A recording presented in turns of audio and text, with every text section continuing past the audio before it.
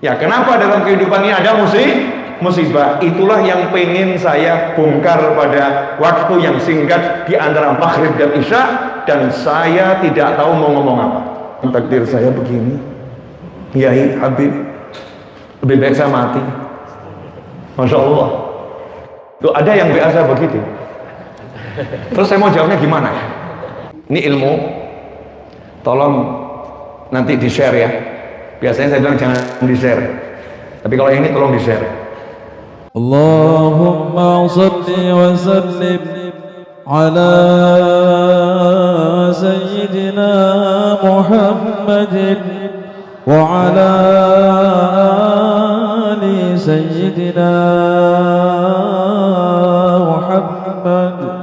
Allahumma salli ala sayyidina Muhammadin salatan taftahu biha lana futuhal arifin wa tufaqihuna biha fid din wa ala alihi wa sahbihi. Assalamualaikum warahmatullahi wabarakatuh. Alhamdulillah bisa melangkah dalam kebaikan. Alhamdulillah bisa duduk dalam curahan rahmah.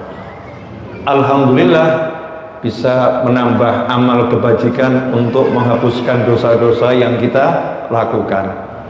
Alhamdulillah sampai hari ini dan semoga sampai akhir usia kita selalu bisa ingat sama Allah Ta'ala, bisa selalu taat pada Allah Subhanahu wa Ta'ala. Manusia itu gak akan pernah menemukan ketenangan pada yang lain, gak mungkin. Jadi nggak mungkin kita bisa tenang kepada yang lain. Satu-satunya yang bisa membuat kita tenang hanyalah Allah Subhanahu wa Ta'ala. Maka kalau kita itu tidak taat, kalau kita itu tidak mendekat, maka hasilnya hati kita tidak akan merasakan ketenangan. Ya, nggak akan merasakan ketenangan, nggak akan merasakan kenyamanan, akan selalu terusik dengan rasa-rasa yang tidak enak. Kenapa? Bagaimana mungkin seseorang yang menentang yang maha kuasa bisa nyaman hidupnya di alam dunia dan di akhirat nanti? Enggak mungkin.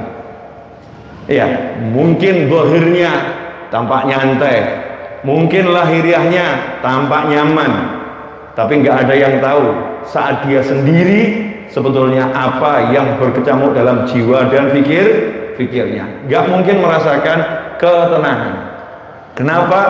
Karena Allah telah menyatakan ala bidzikrillahi tatmainnul qulub. Hanya, ketahuilah, hanya dengan ingat Allah hati itu akan menjadi tenang. Makanya kalau nggak ingat sama Allah ya nggak mungkin tenang. Ingat Allah dengan sholat, ingat Allah dengan puasa, ingat Allah dengan melaksanakan perintah-perintah Allah Subhanahu wa Ta'ala, ingat Allah dengan menjauhi semua larangan Allah Subhanahu wa Ta'ala. Nah, malam hari ini saya mengingatkan diri saya pribadi dan siapapun yang menyaksikan tayangan ini, khususnya yang duduk bersama saya di masjid yang mulia ini, tentang posisi kita, ya, tentang posisi kita. Makanya judulnya saya kasih siapa kita. Ya, siapa kita. Sederhana, kita ini adalah makhluk. Kita ini adalah makhluk. Jadi kalau ditanya siapa kita, jawabannya adalah kita adalah ciptaan. Kita adalah sesuatu yang dibentuk, sesuatu yang dibuat. Artinya dahulunya gak pernah ada, kemudian oleh zat yang maha ada kita diciptakan. Ya, kita diciptakan sehingga menjadi ada. Nah, ikhwanin rahimakumullah, banyak ini manusia yang lupa kalau dirinya makhluk, lupa kalau dirinya ciptaan. Dan kita mungkin salah satu di antaranya pernah lupa atau sering lupa. Alhamdulillah kalau ingat, ya, sering lupa itu nggak jadi masalah selama akhirnya ingat juga. Yang jadi masalah adalah lupa nggak pernah ingat. Naudzubillah min dzalik. Manusia lupa ingat ya, itu baik-baik saja. Tapi kalau lupa nggak pernah ingat, naudzubillah min dzalik.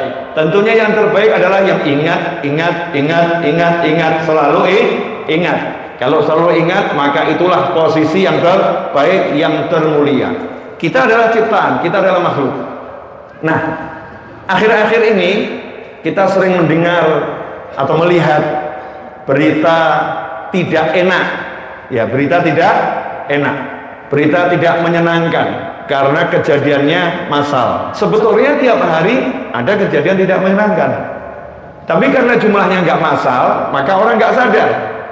Ada saudara kita yang anaknya naudzubillah min dzalik, iya, mengalami kecelakaan.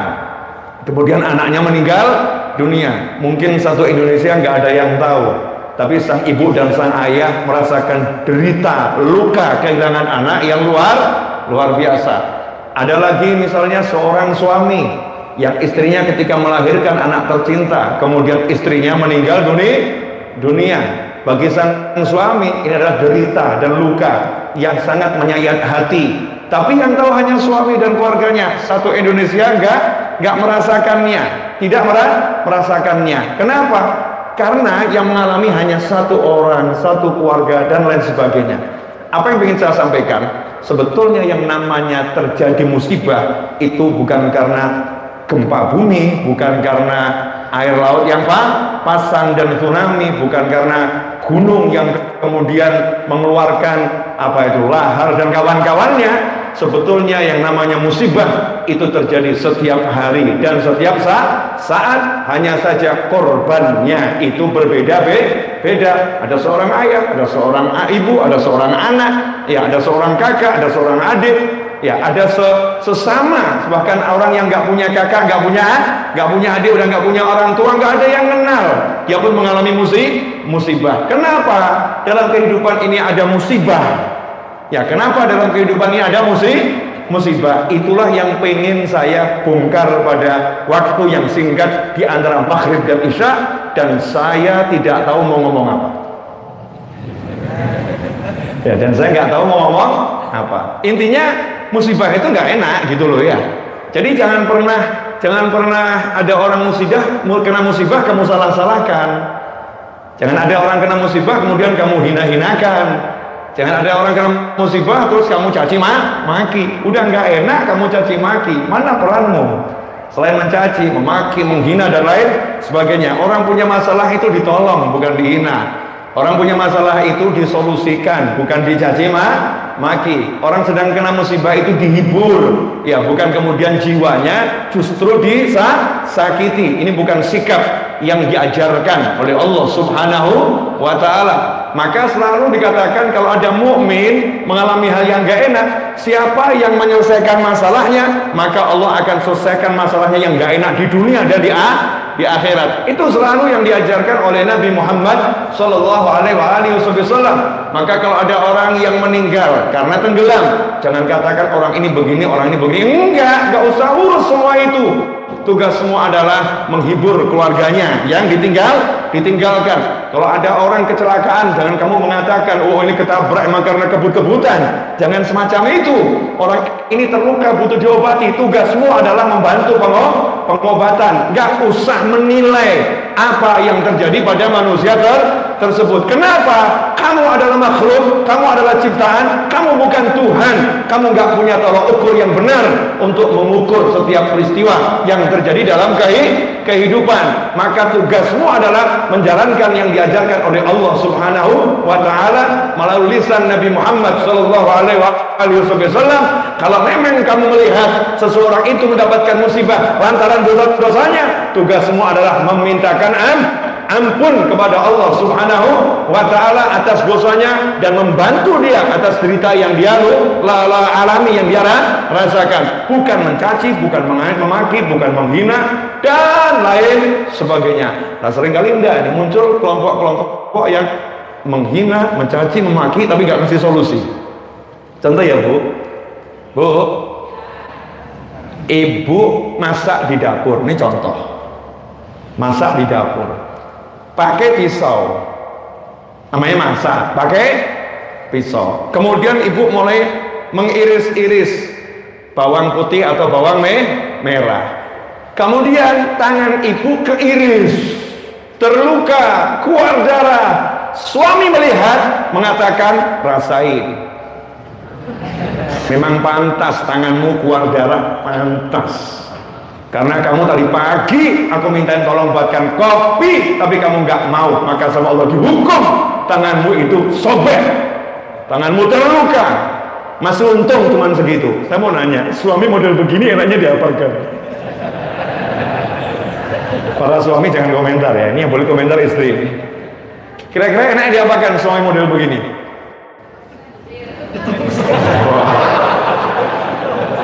Tuh, jawaban sadis gitu ya. Ya, usir gitu ya. Oh, usir. Ini ada komentar begitu ya. Rahimahumullah. Sejak kapan suami bisa jadi Tuhan? Dan mengatakan itu gara-gara kamu gak nurut sama aku, maka dihukum sama Allah Ta'ala. Sejak kapan engkau tahu maksud Allah semacam itu? Sejak kapan kamu berperan jadi Allah? Ngeri. Ngeri atau enggak ngeri? Yang ada tuh kita cuman boleh komentar. Mudah-mudahan kata Nabi Muhammad SAW, kalau ada duri kena kaki, maka itu akan menjadi penghapus dosa dan mengangkat derajat. Betul begitu kan syariatnya? Nggak ada karena ini, karena itu, karena nggak ada. Itu manusianya sendiri yang mengalami, biar yang introspeksi. Kamu nggak usah nilai orang lain. Allah nggak pernah nyuruh kamu nilai orang, tapi Allah suruh kamu nilai dirimu sendiri. Kers. Suaminya bilang, insya Allah kamu akan naik pangkat.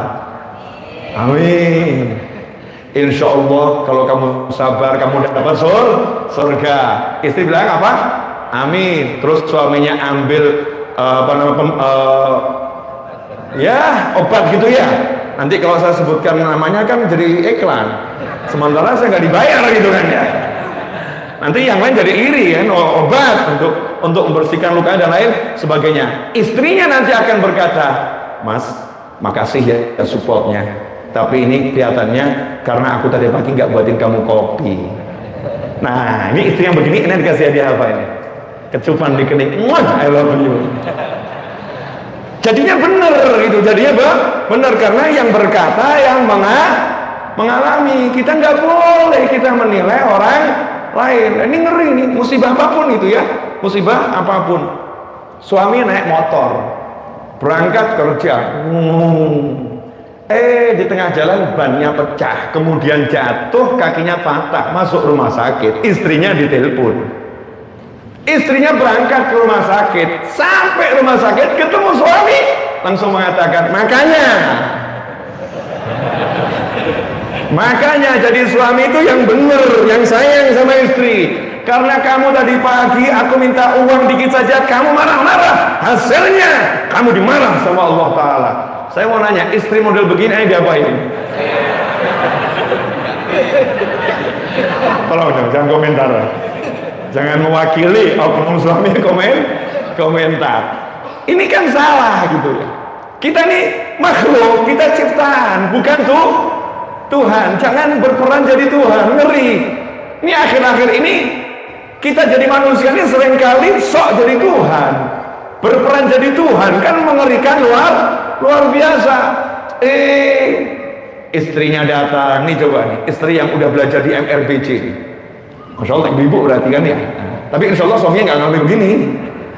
Mungkin ada kasus yang berbeda gitu ya. Istrinya datang.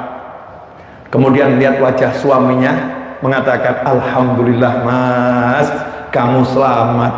Ya, kakimu memang patah, tapi kamu selamat. Jangan khawatir, aku akan dampingi kamu Mas. Insya Allah patahnya kakimu diganti surga oleh Allah Ta'ala. Dan insya Allah neraka padam, gak akan membakar tubuhmu. Karena Rasul bersabda SAW, tidak ada satu musibah sekecil apapun, sama hadisnya yang tadi. Belajarnya sama soalnya. Ya, hadisnya sama. Istrinya ngomong begitu, suaminya akhirnya terenyuh. Masya Allah, istriku ini bisa mengambil hikmah. Maka kemudian suaminya ngomong, Dek, makasih ya supportnya. Tapi ini kelihatannya saya begini karena saya tadi marah-marah sama kamu. Maafin aku ya. Masya Allah. Akhirnya sama istrinya bagaimana? Enggak mas, aku udah maafin kamu kok mas. Masya Allah. Indah atau enggak indah?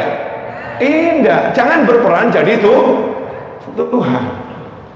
Jangan pernah ya mensalahkan orang lain atas apapun yang dia alami, kemudian kamu salahkan dia itu karena perbuatan-perbuatannya. Enggak, kita bukan Tuhan, enggak. Gak boleh kita bersikap semacam itu. Contoh misalnya gempa bumi yang terjadi di zaman Khalifah Umar bin Khattab radhiyallahu taala. Khalifahnya Umar bin Khattab radhiyallahu taala. Kotanya Madinah Al-Munawwarah. Berani kamu ngomong, oh berarti waktu itu banyak orang berbuat dosa tuh di sana. Makanya dikasih gempa itu sama Allah Taala. Berani ngomong gitu. Masya Allah ya, jadi Tuhan yang ngeri ini orang ini ya. Enggak ada. Yang ada Khalifah Umar bin Khattab radhiyallahu taala anhu angkat pecutnya, cemetinya, kemudian ngomong kepada makhluk yang namanya tanah, yang namanya bumi, dengan gagah mengatakan, "Tas, dihukum tentaranya, tas, dipecut sekali ya. Diam kamu. Kalau saya tidak adil, siapa yang akan lebih adil di muka bumi ini? Diam kamu." Buminya langsung diam. Gempa bumi berhenti. Kenapa? Makhluk ketemu makhluk. Ya makhluk ketemu makhluk. Makhluknya diajak ngobrol. Aku pimpinannya. Kamu jangan banyak bertingkah. Diam kamu. Diam itu bumi. Coba nanti kamu praktekkan.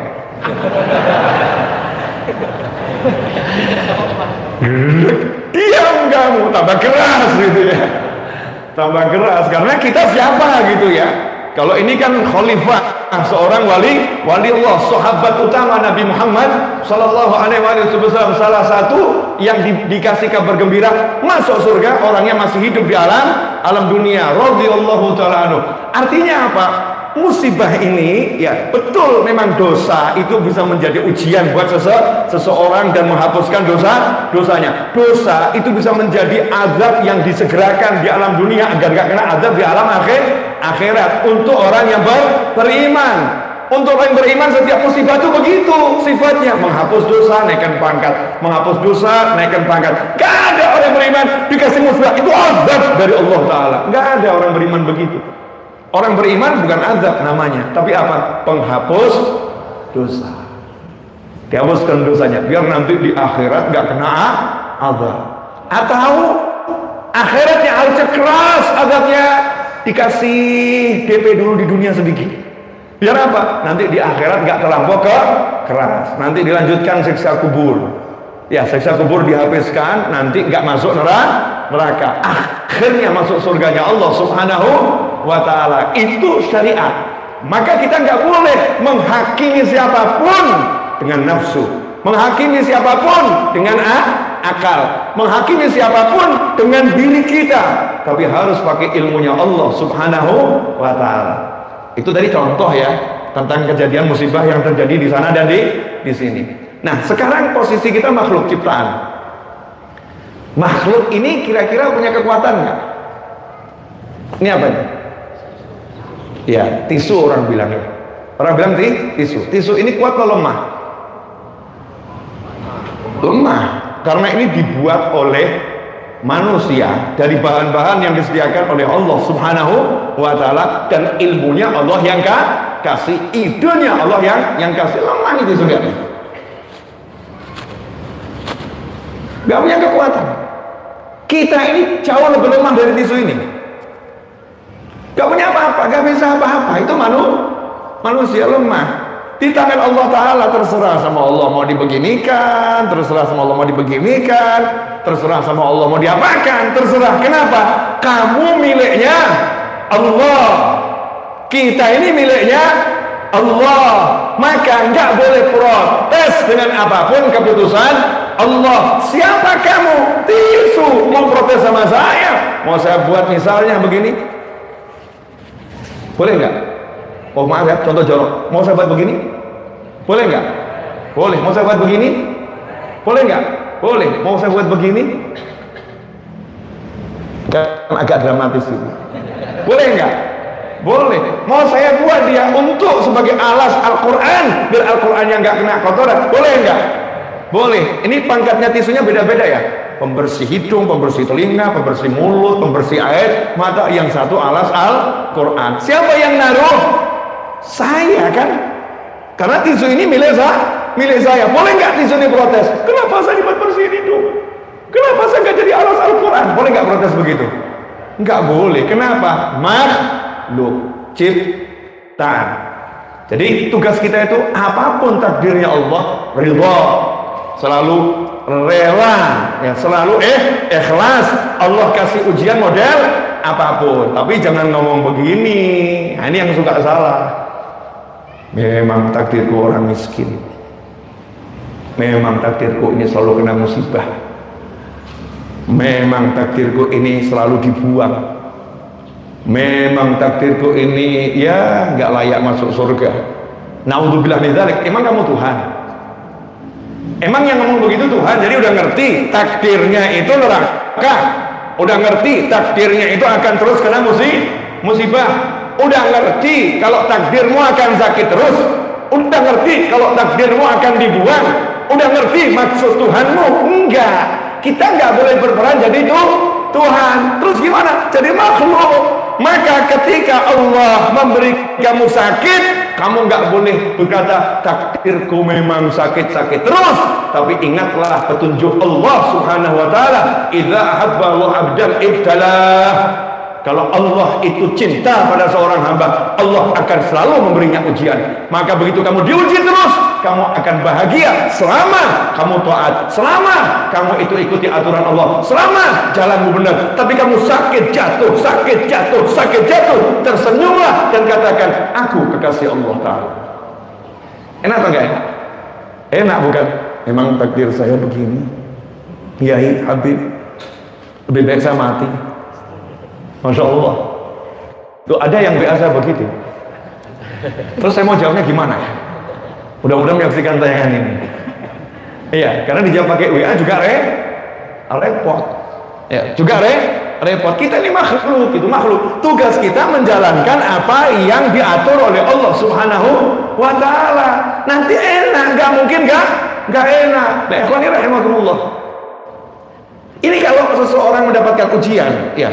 Piala Dunia kemarin contohnya, pembukaannya, yang baca Al-Quran itu tubuhnya sempurna sebagai manusia, ada kakinya lengkap, atau tubuhnya diuji oleh Allah Ta'ala? Diuji atau nggak diuji? Diuji. Pertanyaan saya, yang ujiannya lebih ringan dari itu banyak atau nggak banyak? Banyaknya luar biasa. Kenapa yang diuji seberat itu mampu, kamu yang lebih ringan nggak mampu? Jadi masalahnya jangan mengatakan ini takdir Tuhanku membuat aku jadi seperti ini, jadi aku begini. Jawabannya adalah karena kamu tidak mau ikuti aturan dan ajaran Tuhanmu untuk selalu bersemangat, untuk selalu optimis, berpikir baik dan terus bergerak. Yang ada kamu jadi Tuhan, memang Tuhan maunya aku begini. Masya Allah. Ngeri atau enggak ngeri? Ngeri. Makanya posisi kita jadi makhluk ini penting. Aku makhluk ciptaan. Terserah Allah ciptakan aku model apapun, tapi aku gak boleh berbuat semauku. Aku harus berbuat sesuai apa yang diatur oleh Allah Tuhanku. Kalau itu aku lakukan, maka hidupku pasti baik-baik saja. Hidupku pasti enak. Subhanallah. Dengan tubuh yang gak sempurna, tapi bisa memukau dunia. Dengan tubuh yang gak sempurna, sudah bisa berdakwah, dan mungkin entah berapa banyak orang yang memeluk agama Islam setelah menyaksikan tayangan tersebut.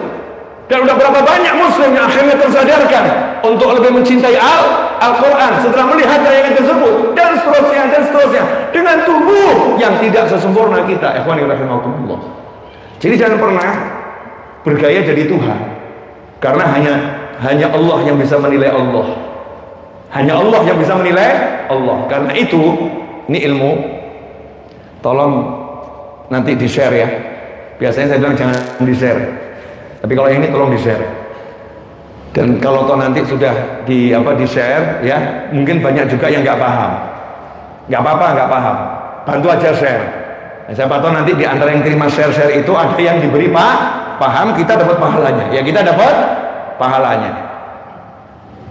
Ini lampu ini atau colokan listrik. Nah, itu di pojok ada steker colokan listrik. Enggak sembarangan loh. Kita boleh colokkan. Ya, kita boleh colokkan ke colokan listrik. Itu ada ampernya. 16 ampere atau mungkin 12 ampere. Ternyata dia mampunya hanya menerima beban, misalnya hanya menerima beban sebesar 1000 watt. Beban 1000 watt. Kita masukkan mesin pengering yang bebannya 2500 watt, 3000 watt. Boom. Konsep kita itu kan listrik, colokan, ya udah, seharusnya mensuplai dong. Seharusnya mensuplai, colokkan, klik. Kemudian mesin pengeringnya kita nyalakan, klik. Nggak lama, ada yang meledak. Ada yang meledak. Ini yang menyalakan mesin pengering tadi akhirnya marah. Gimana nih yang masang listrik ini? Kok bisa nih meledak, nggak ada apa-apa?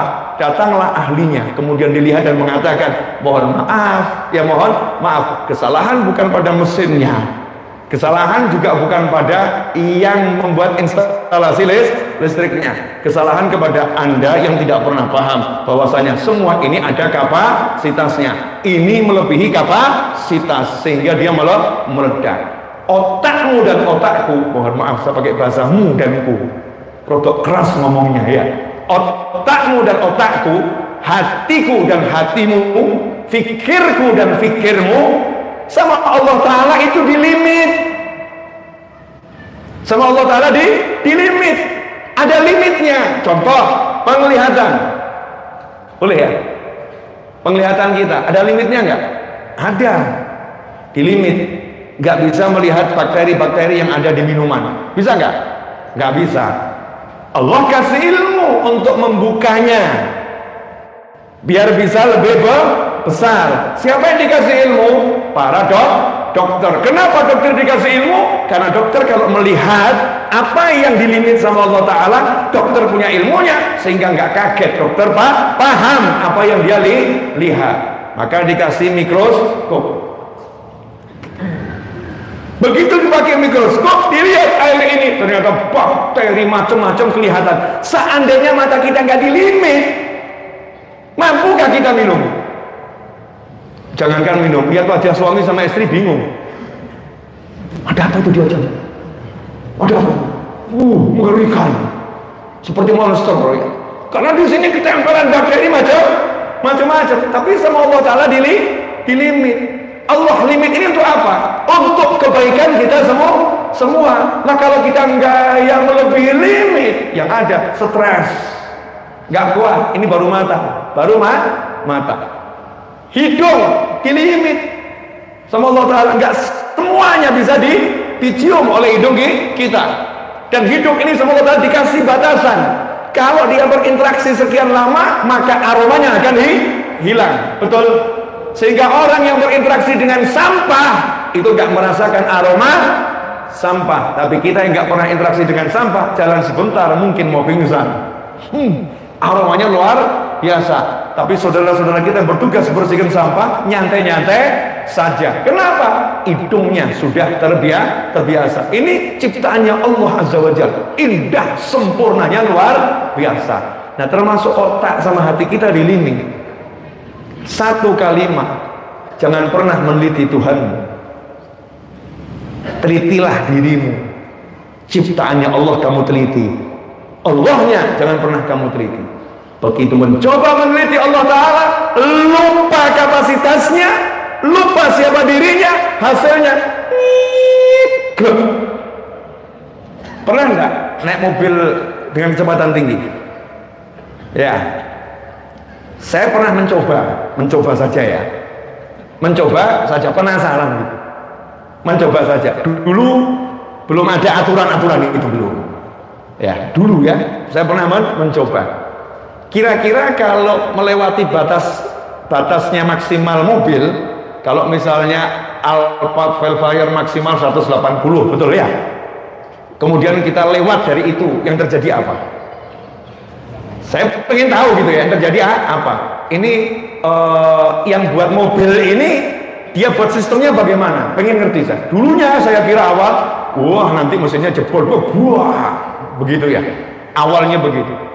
Ternyata saya nggak sadar, jalan tiba-tiba kok gasnya kempes, diinjak kok kosong. Saya lihat speed, ternyata speed saya 180. Nah terus otomatis turun sendiri, nggak bisa ditambah gas lagi, turun sendiri. Jadi kalau lebih dari speed yang sudah ditetapkan oleh perusahaan mobil, maka sistemnya mobil itu adalah mengembalikan speed kita itu ke speed yang terendah dan tenaganya dibuat hilang. Itu sistemnya. Untuk apa? Biar yang mengemudi selamat. Safety-nya di situ. Biar yang mengemudi selamat dan mobilnya nggak rusak. Tapi Allah Subhanahu wa taala udah buat aturan. Kamu jangan coba-coba meneliti Allah, teliti dirimu. Tafakkaru fi khalqillah. Berpikirlah pada makhluknya Allah, ciptaannya Allah. Jangan berpikir pada zatnya Allah Subhanahu wa ta'ala. Jangan berpikir kepada Allahnya, jangan. Makhluknya iya. Neka mikir, takdirku dulu apa ya? Terus nanti aku takdirnya di mana ya? Kok udah ditakdirkan di neraka, terus buat apa aku amal soleh? Kalau udah ditakdirkan aku miskin, ngapain aku kerja? Terus bengong lama-lama, gelap, jeglek, konslet. Ya, karena ini bukan mobil, paham ya? Ini listrik, PLN, lebih kapasitas. Ya, kalau memang lebihnya itu luar biasa, trafonya meledak atau nggak meledak? Belum. Dan ini kalau trafo yang di sini meledak, hasilnya apa? Ya sudah, nggak usah dibahas. Ya nggak usah dibahas. Kalau belum sampai meledak, ya udah, hidupnya nggak akan pernah beres. Hidupnya jadi aneh. Hidupnya nggak normal. Hidupnya nggak nyaman. Kenapa? Menyalahi fungsinya sebagai manusia, berperan pengen jadi Tuhan dengan menilai Tuhan. Ngeri. Nah enaknya kan kayak yang tadi itu, jadi makhluk saja. Jadi makhluk tuh enak kok. Enaknya luar biasa. Nggak punya duit, dah. Nggak punya duit. Apa yang harus kita lakukan? Saya mau ngetes nih jamaah MRBC yang udah lama berinteraksi sama saya dan banyak ustadz serta pemirsa yang ada di rumah. Nggak punya duit, apa yang akan kita lakukan? Ini banyak yang diem mikir takut jawab. Betul ya? Nggak punya duit itu usaha. Lah usahanya apa? Kan begitu ya? Usaha. Usahanya apa? Nomor satu, ya minta sama yang maha memberi. Itu salah satu bentuk usaha awal dan harus terus dilakukan sampai kapanpun juga. Allahumma al-fulus. Boleh nggak saya ngomong begitu? Boleh. Ya sama dengan Allahumma urzuqna, ya Allah beri aku rezeki yang banyak. Sama kan? Cuma ini bahasanya bahasa los gitu ya. Allahumma duit ya Allah. Saya pernah dapat kiriman video lucu. Ada satu orang kulitnya hitam. Di depan Ka'bah dia berdoa. Allahumma fulus, Allahumma fulus, Allahumma fulus. Allahumma fulus. Ya Allah duit, ya Allah duit, ya Allah duit. Yang di sampingnya ngeliatin gitu semakan. Akhirnya ditegur sama yang di sampingnya ini. Ini depan Ka'bah. Kenapa kamu minta duit, minta duit, minta duit, minta duit? Dijawab sama beliau, ini kurang lebih ya. Dijawab sama beliau, saya minta duit iya, minta surga iya. Emang nggak boleh? Allah saya suka kok ngasih duit, suka ngasih dunia, suka ngasih surga. Kenapa di sini tempat yang paling mustajab saya nggak boleh minta duit? Oke saja saya minta duit iya, surga iya, bidadari iya, semua saya minta. Emang apa jadi masalah? Saya punya teman sudah meninggal dunia, almarhum, namanya Mas Agus panggilannya ya, udah lama meninggal dunia. Itu waktu umrah bareng saya, kemudian beliau itu di Hijr Ismail, kan bisa pegang Ka'bah tuh di Hijr Ismail habis sholat. Itu Ka'bah dipegang kemudian diusap-usap, dilus-lus, dibelai-belai gitu ya. Sambil mengatakan, Bah Ka'bah,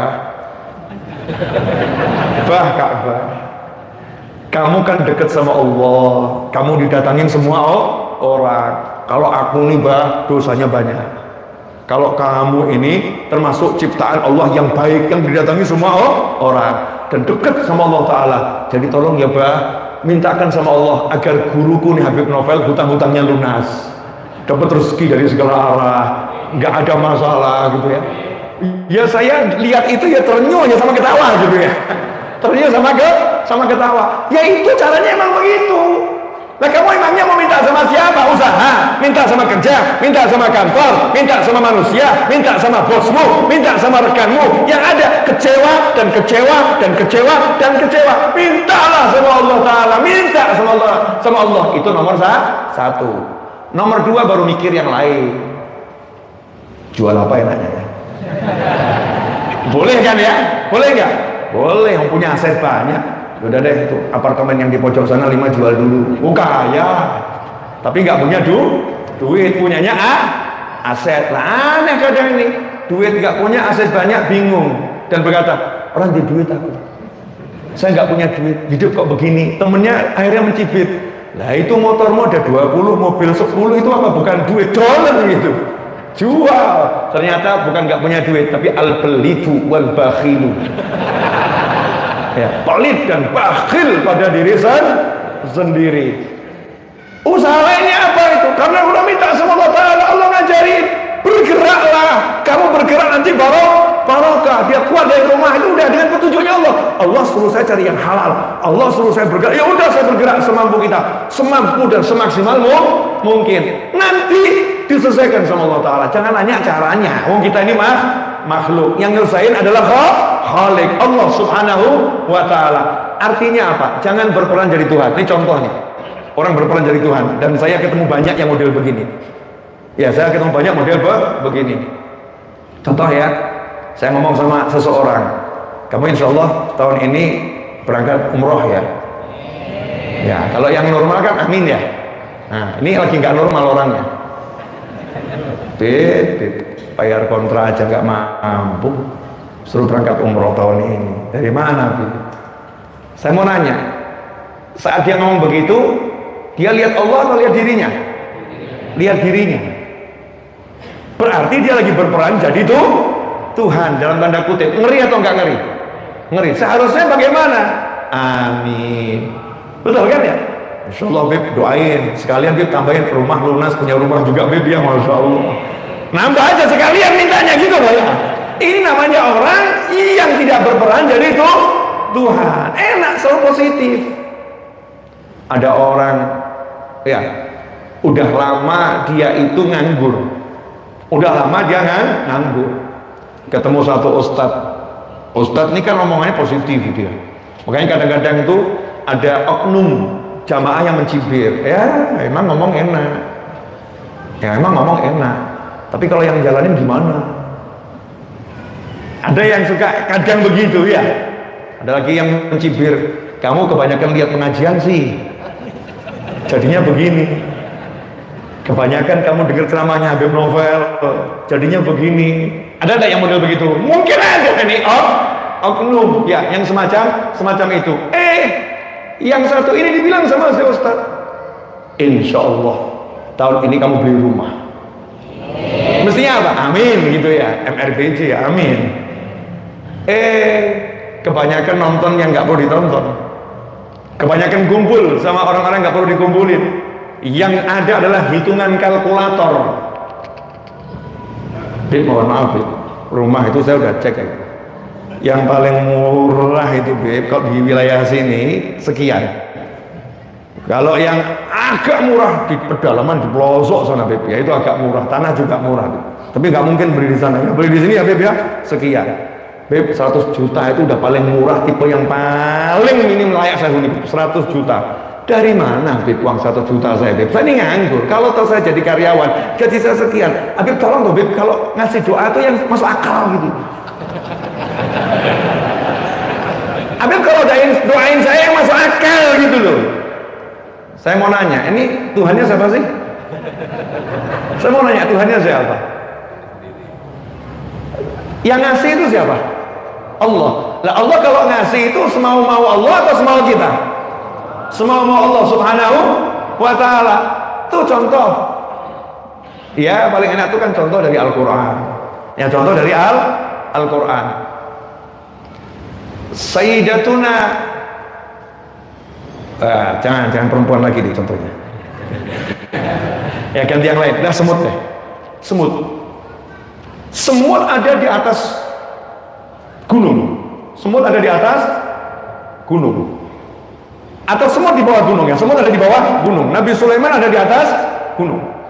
Semut teriak sama teman-temannya. Kira-kira Nabi Sulaiman dengar nggak? Enggak. Kira-kira kok. Menurut ilmunya semut dulu ya. Dengar nggak? Enggak. Tapi semut itu punya Allah. Semut itu punya Tuhan. Semut paham ada yang maha kuasa. Ngomong sama teman-temannya sama semut, segera ya masuk ke dalam liang, nanti diinjak-injak sama Sulaiman. Ayo cepet, Sulaiman lagi mau jalan ke sini. Ayo cepet. Hasilnya apa? Suara semut, saya nggak tahu tuh teknologi apa yang bisa menyampaikan suara semut ke telinga manusia. Suara semut didengar oleh Nabi Sulaiman alaihissalam dan bahasanya paham. Saya sempat mikir ketika lihat ikan di kolam tuh ya, mikir ini ikan tuh kan tampaknya diem, ngobrolnya gimana ya? Asli ngobrolnya ikan gimana ya? Enggak, diam sama diam. Betul. Tapi katanya Rasulullah SAW, ikan itu selalu mintakan ampun buat orang yang ngajar dan cari ilmu. Terus cara istighfar mana? Ini teknologi jagat raya ini kita nih, Allah, manusia itu lemah. Tapi suara semut itu disampaikan ke Nabi Sulaiman alaihissalam yang akhirnya diabadikan dalam Al-Quran, dan seluruh semut itu selamat dan menghibur Nabi Sulaiman alaihissalam. Nabi Sulaiman tertawa mendengar semut tadi berusaha menyelamatkan diri. Masya Allah. Dan ternyata selamat. Ternyata selamat. Jangan jadi Tuhan. 313 sahabat melawan 1000 musyrikin perang Badar. Gak punya senjata yang memadai, gak punya kendaraan yang memadai, tiba-tiba harus berperang. Kalau pakai hitung-hitungan akal, gak mungkin menang. Tapi sungguh-sungguh minta sama Allah Subhanahu wa ta'ala, dimenangkan oleh Allah Subhanahu wa ta'ala. Indonesia, bambu runcing yang dilawan tank. Kita betul, bambu runcing. Kadang buat bambunya aja nggak sampai selesai untuk meruncingkannya, karena nggak di setiap tempat ada bambu. Tapi cara Allah merdekakan negeri ini kan indah. Karena apa? Doa. Di sana istighfar, di sana istighfar, di sana berdoa, berjuang iya. Tapi perjuangannya itu kalau diukur nggak mungkin bisa menang. Tapi nyatanya menang karena ada doa. Jadi jangan berperan jadi Tuhan.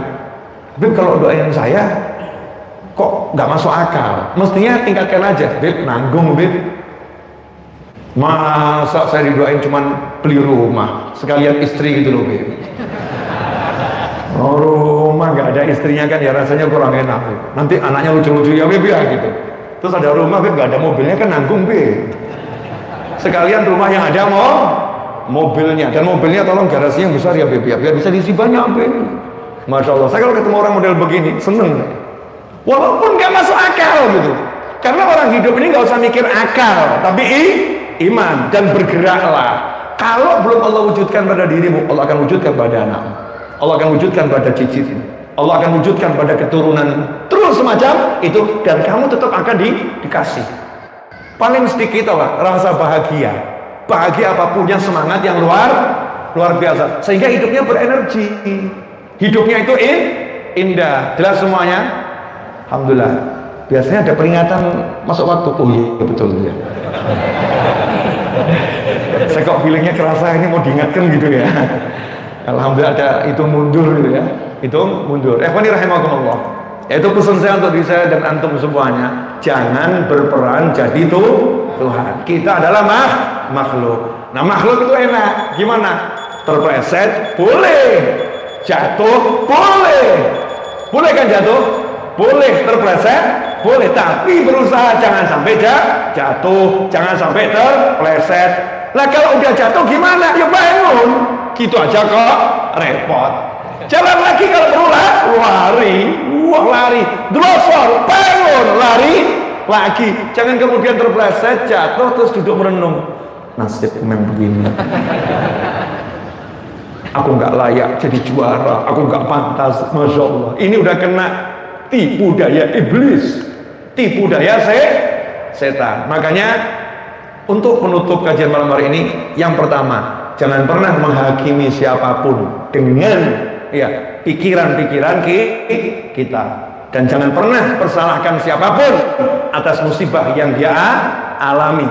Bisa jadi musibah yang terjadi di manapun, orang-orang yang di sana nggak bersalah justru akan diangkat derajatnya oleh Allah Ta'ala, dan ternyata penyebab musibahnya adalah kamu dan aku yang banyak berbuat dosa di tempat ini. Demi kita, Allah jadikan yang di sana mendapatkan musibah karena orangnya baik-baik, sehingga kalau wafat masuknya surga Allah Ta'ala. Sementara mungkin kalau kita wafat, kita nggak masuk surga, sama Allah diberi kesempatan untuk belajar dari musibah orang lain. Harusnya begitu, nggak usah nyalahin orang lain. Seorang, waduh lanjut ini. Seorang, jadi wali-wali Allah itu kalau ada musibah yang terjadi nggak pernah nyalahin orang lain. Contoh ya, kudanya atau kendaraannya ditabrak. Kalau wali nggak nyalahin yang nabrak. Mobil ditabrak gitu ya. Mobil diam ditabrak, yang salah siapa ini? Logikanya, mobil parkir diam di pinggir jalan, ada anak muda naik motor ngawur kemudian nabrak mobil tadi, yang salah siapa? Yang parkir. Mau pinggir jalan bukan tempat parkir, dibuat parkir itu di garasi misal begitu ya. Oh ternyata udah parkir di lahan parkir, parkirnya bener, ada orang naik motor nggak bener, berat nabrak, yang salah siapa? Normalnya yang ngawur naik motor, yang nabrak itu salah, betul? Nah kalau para wali lain, kenapa ya kok sampai mobil saya ditabrak dan ada orang yang celaka gara-gara mobil saya? Hari ini dosa apa yang kulakukan? Langsung introspeksi dirinya. Oh ya Allah, biasanya tiap pagi saya sholawat 10 kali. Sampai jam ini jam 12 siang kok saya belum sholawat 10 kali. Allah negur saya lupa baca sholawat. Saya mau nanya, hidup model begini asik tuh gak sih? Asik gitu. Gak pernah nyalahin orang, enggak. Tapi hidup kita ini selalu cari kambing hitam untuk dipersalahkan. Gara-gara dia begitu. Insya Allah sering istri itu jadi korban, ya mulia. Sering tuh suaminya yang bermasalah, suaminya yang jadi korban istri, dan sebaliknya juga begitu ya, dan sebaliknya juga begitu. Mari kita mulai introspeksi di diri ya, walaupun kita harus menegakkan aturan ya. Misalnya tadi ada mobilnya ditabrak anak muda tadi, kita nasihatin gitu, tapi hatinya tuh nggak marah sama dia gitu loh. Kita tolong orangnya, kita nasihatin, mas kalau naik motor yang benar, jangan seperti ini. Tapi hati kita sebetulnya gara-gara aku nggak sholawatin, dan kamu jangan tahu ya gitu. Anak, Masya Allah, oh anak tiba-tiba merusakin motor. Anak itu yang benar naik motor, nasihatin, tapi ibunya sadar, oh tadi saya sholat subuhnya hilang, saya nggak sholat subuh, udah denger alarm, tapi saya nekat tidur lagi, saya nggak sholat subuh. Allah kenakan musibah ini ke anakku, ya Allah, kamu kena musibah sebetulnya gara-gara ibumu, nak, maafin ya nak ya. Tapi jangan ngomong gitu sama anak. Itu tempatnya di hati, anaknya tetap dididik. Kalau begitu enak atau nggak enak? Enak. Beda yang nggak tahu ilmunya ini. Wah, anaknya dimaki-maki, cari duit susah, beli motor ini, kamu tabrakkan motornya, terus gimana nasibnya nanti ini, bagaimana bapak akan kerja, ibu akan kerja, motornya kamu rusakkan. Masya Allah, ini nggak paham, ini orang gagal paham. Maka jangan sampai kita jadi orang yang gagal paham. Yuk kita jadi orang yang semakin paham kalau kita ini makhluk dan kita punya Tuhan, yaitu Allah Ta'ala, la ilaha illallah.